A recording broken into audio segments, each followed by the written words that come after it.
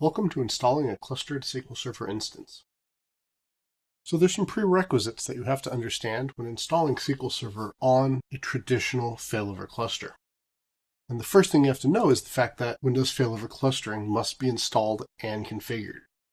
Second requirement is that the storage that you're going to be using, if you're going to be using shared storage, that storage needs to be properly configured and accessible by all the nodes on the cluster.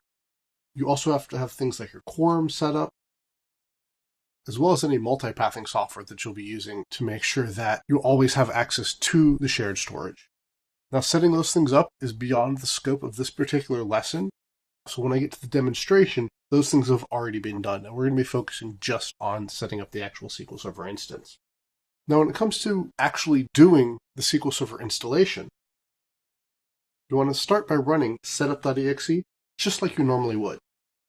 When the setup installer comes up on the screen, instead of clicking the normal SQL Server installation option, you're instead going to click to install a clustered instance. It's simply the second option on the initial installation menu, and I'll show that to you during the demonstration.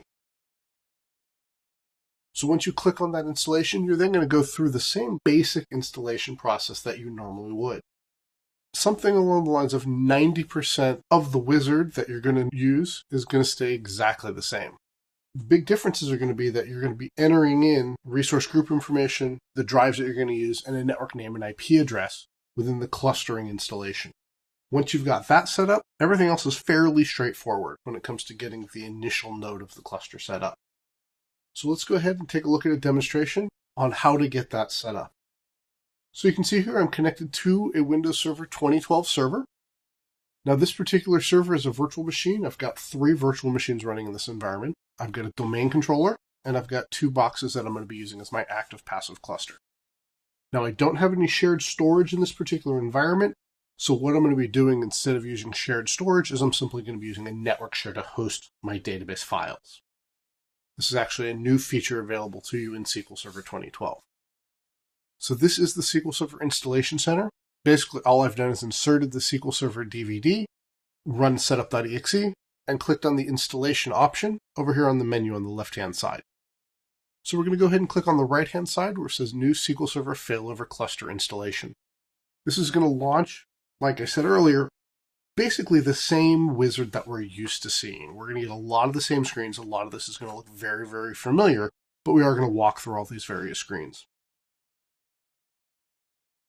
And you can see here, this is the same basic rule check we would normally be using. So once the rule check is complete, just go ahead and click OK, and you'll get into the next step of the wizard. Once you get into the product key section, either select the free edition that you wish to use. In this case, you're going to use the Evaluation Edition because the Evaluation Edition is the only free edition that supports clustering.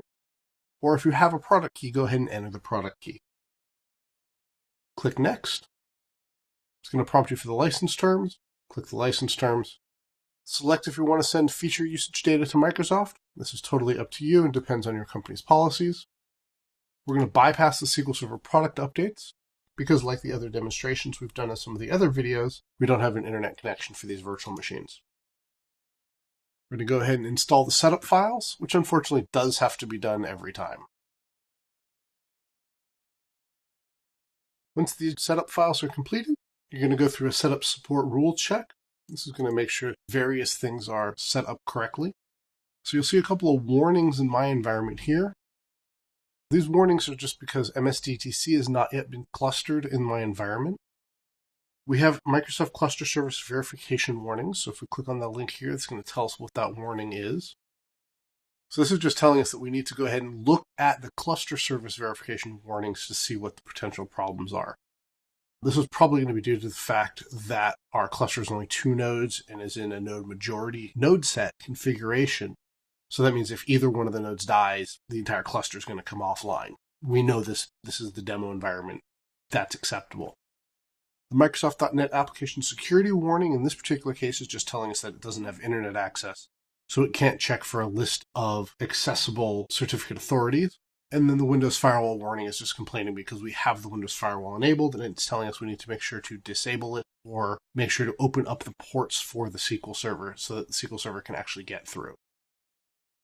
We don't have any other warnings, so there's nothing else that we need to worry about. So we can go ahead and click Next. We want to do a SQL Server feature installation, and that's the installation option you're going to select most of the time, unless you're doing a specific SharePoint installation. So all we're going to install here is the Database Engine Services. We're going to go ahead and install Replication and Full Text Search as well. Then we're going to go ahead and install the management tools as well. Now, normally in a production environment, I wouldn't install the management tools, but we're going to go ahead and do it in this lab environment anyway, just because it does make life a lot easier to do. We're going to go ahead and click Next. We're going to go ahead and do yet another rule check. This specific rule check is checking for rules that are specific to the features that we want to install. So the first thing obviously we're checking is that the edition that we're using is supporting clustering, which it is because we're using the Evaluation Edition, which is effectively the Enterprise Edition. And we're making sure that there's no installations of Visual Studio 2010 that are pending upgrade before we can actually do our installation. Click Next on the rule check, and we're prompted with the first screen that looks a little bit different than what we're used to seeing. So if you've installed SQL Server 2012 before, this screen should look familiar for the most part. The part that's going to be different is that SQL Server network name up at the top there.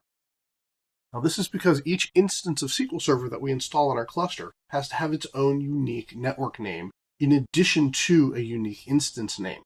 So we're only going to install one instance of SQL Server on this box, but we need to have a network name that's available. This network name does need to be unique within the entire network. So the naming convention I'm using for my SQL Server cluster in this case is SQL 01A and SQL 01B. Those are the two nodes that I've created. When I set up the cluster, I named the cluster SQL 01. So what I'm going to go ahead and name my SQL Server network name is I'm going to call it SQL 01 SQL. SQL 01 being the cluster that I'm installing inside of, and then SQL being the service that's going to be running as part of this network name.